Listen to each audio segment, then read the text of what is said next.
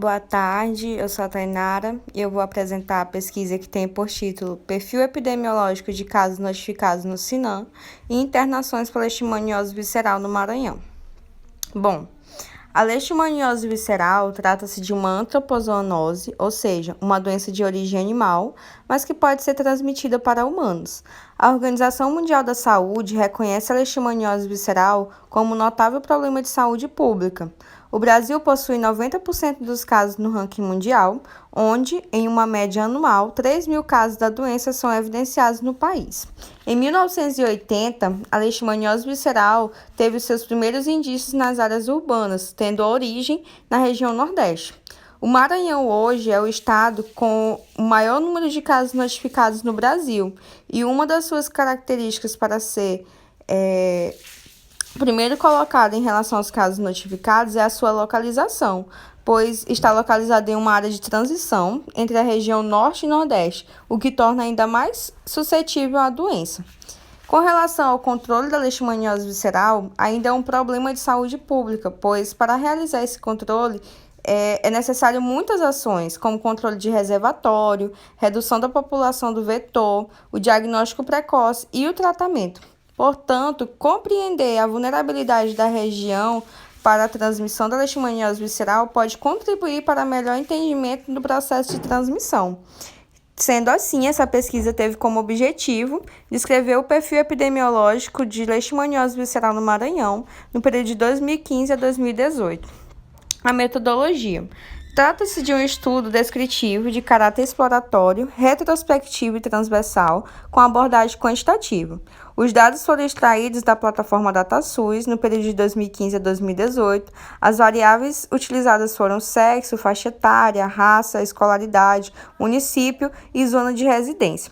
E com relação às características da doença, foram analisadas as variáveis: tipo de entrada, critério de confirmação do diagnóstico, co-infecção por HIV e evolução do caso. Resultados e discussão. O gráfico 1 mostra a evolução da leishmaniose visceral no Maranhão no período de 2015 a 2018, tanto em relação ao número de casos notificados quanto ao número de internações no estado. Em 2017, houve um maior índice de internação e de casos notificados, porém, no mesmo ano, houve um surto em Minas Gerais, o que tornou o Maranhão com o menor índice de notificações, já que em Minas Gerais assumiu o primeiro lugar nas notificações no ano de 2017. Porém, o Maranhão ficou à frente durante 3 anos consecutivos, tanto antes quanto depois de 2017. Com relação ao perfil epidemiológico da leishmaniose visceral, foram notificados 2.882 casos no total e 1.650 internações, sendo que as principais cidades de notificação são São Luís, Barra do Corda, Codó e Imperatriz. Foi observado que nos 217 municípios do Maranhão, todos apresentaram casos de notificação de leishmaniose visceral. Em relação às suas características e fatores que influenciam para que o Maranhão seja o estado com maior número de notificação, temos um estudo entre 2000 e 2009 que já mostrava que essas cidades eram as com maior número de prevalência, por fatores em relação ao fluxo migratório, tanto intermunicipal quanto interestadual, o que facilitava a persistência da doença no estado.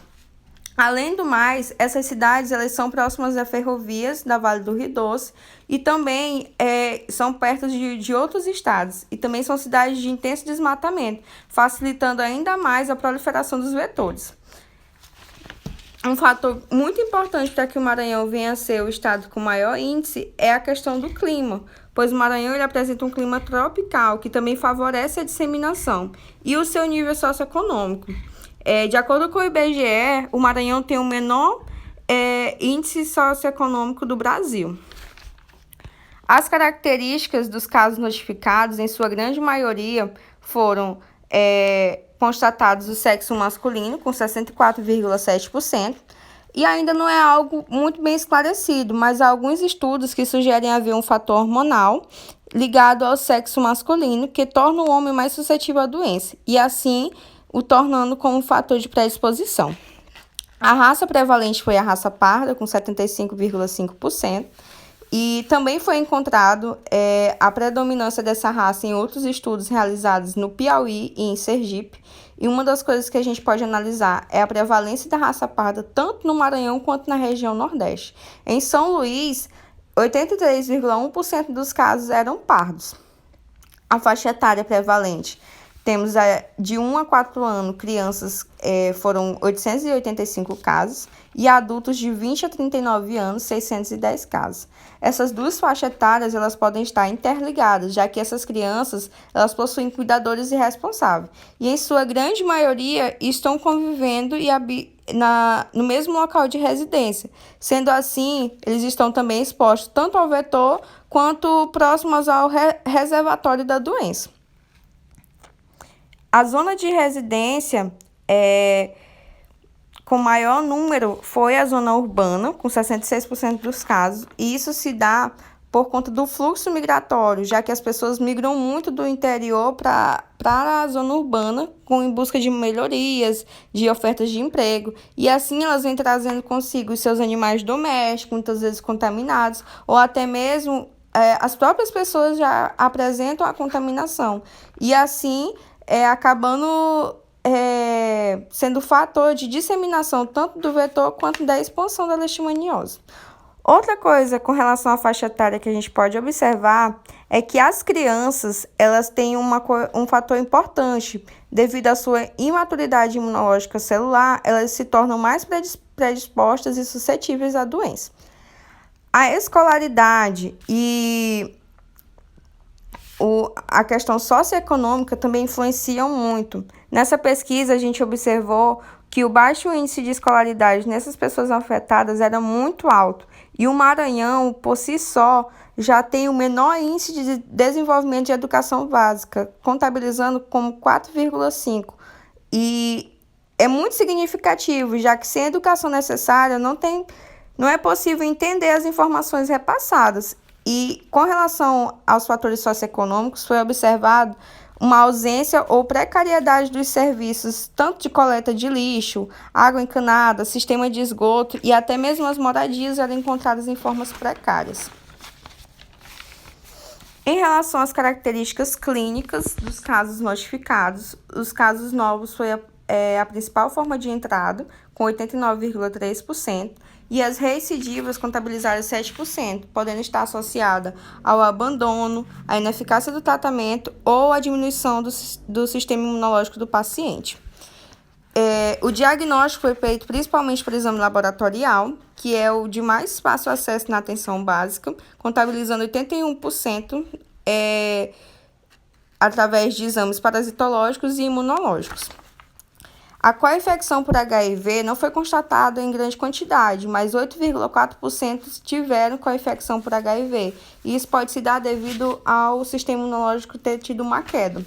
E com relação à cura, 1.883 pacientes evoluíram à cura, 27 abandonaram e 232 foram a óbito. E esses óbitos podem estar associados devido ao diagnóstico tardio, o que leva o paciente a chegar a um estágio avançado da doença, o que dificulta o tratamento eficaz. E maior parte desses óbitos eram em pacientes de 40 a 59 anos, todos no sexo masculino, com a raça também parda. Em relação às internações, 57,2% dos casos notificados encontravam-se internados, a maior parte do sexo masculino, na raça parda e principalmente crianças de 1 a 4 anos. Os óbitos também eram frequentes nessa faixa etária, o que levanta a hipótese de que os pacientes que foram a óbitos notificados com 40 a 59 anos podem ser os pacientes que tiveram diagnóstico tardios e muitas vezes não chegam nem a ser internados. Para concluir, esse estudo é de grande relevância, trazendo informações importantes, dando embasamento para que sejam implementadas medidas de saúde pública no Estado, principalmente dando enfoque nas áreas de maiores incidências. Essas são as minhas referências, obrigado, boa tarde.